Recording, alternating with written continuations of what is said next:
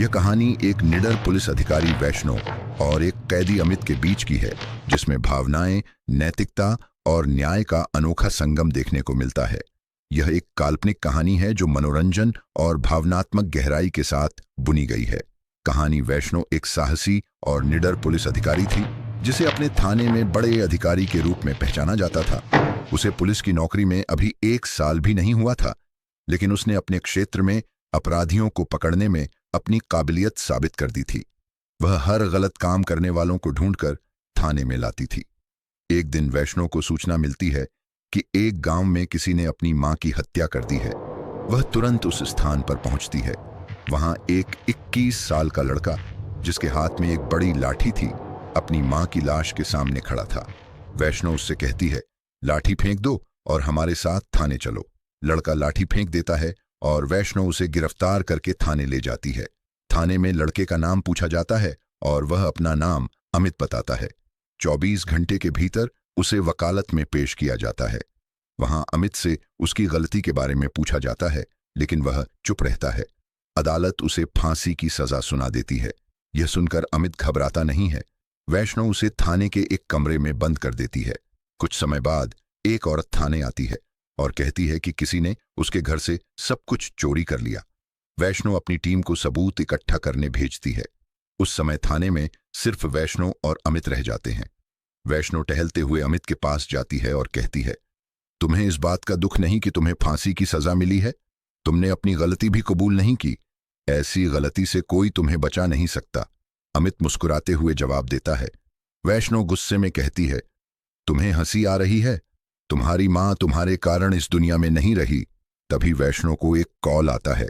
वह उस औरत के घर पहुंचती है और पता चलता है कि औरत के बेटे ने ही अलमारी से पैसे चुराए थे। मामला सुलझाकर वैष्णो वापस थाने लौटती है। अंतिम इच्छा वैष्णो को ऊपर से आदेश मिलता है कि अमित की अंतिम इच्छा पूछी जाए। वह अमित के लिए चाय लेकर जाती है और कहती है, तुम्हारे पास सिर्फ 2 महीने बचे हैं। अगर तुम्हारी कोई आखिरी इच्छा है तो बता दो।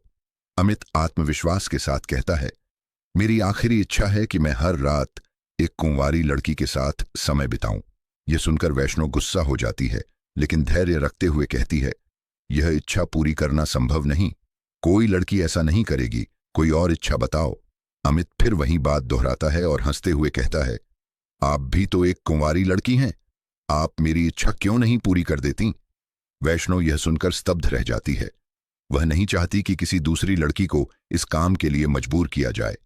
वह अमित से कहती है, मैं रात में तुमसे मिलूंगी, और वहां से चली जाती है। रात की मुलाकात। रात में वैष्णो अपनी पुलिस वर्दी उतारकर साड़ी पहनकर अमित के पास जाती है। अमित उसे देखकर खुश हो जाता है और कहता है, जब आपने मेरी इच्छा पूछी तब से आप मुझे अच्छी लगने लगीं। आप जैसा पुलिस अधिकारी मैंने पहले नहीं देखा। वैष्णो जवाब देती है, मैंने ऐसा इसलिए किया क्योंकि हर कैदी की आखिरी इच्छा पूरी की जाती है। अमित पूछता है, अगर हर कैदी मेरे जैसी इच्छा मांगे तो क्या आप सबकी पूरी करेंगी? वैष्णो यह सुनकर सोच में पड़ जाती है। फिर वह अमित से उसकी मां की हत्या के बारे में पूछती है। अमित बताता है, मैंने अपनी मां की हत्या नहीं की। मैं तो उसे बचाने के लिए लाठी उठाया था, लेकिन तब तक देर हो चुकी थी। वैष्णो उससे विस्तार में पूछती है। अमित की बातों से उसे यकीन हो जाता है कि अमित निर्दोष है। न्याय और प्रेम वैष्णो अमित को दोबारा वकालत ले जाती है। वहां अमित पूरी सच्चाई बताता है कि उसने अपनी मां को बचाने की कोशिश की थी। वह उस दिन घबराहट में कुछ नहीं बोल पाया था। वैष्णो की मदद से असली मुजरिम को पकड़ लिया जाता है और उसे सजा दी जाती है। अमित को बरी कर दिया जाता है। कुछ समय बाद वैष्णो और अमित शादी कर लेते हैं। भले ही वैष्णो अमित से 3 साल बड़ी थी, उनकी शादी उनकी आपसी समझ और विश्वास का प्रतीक बनती है।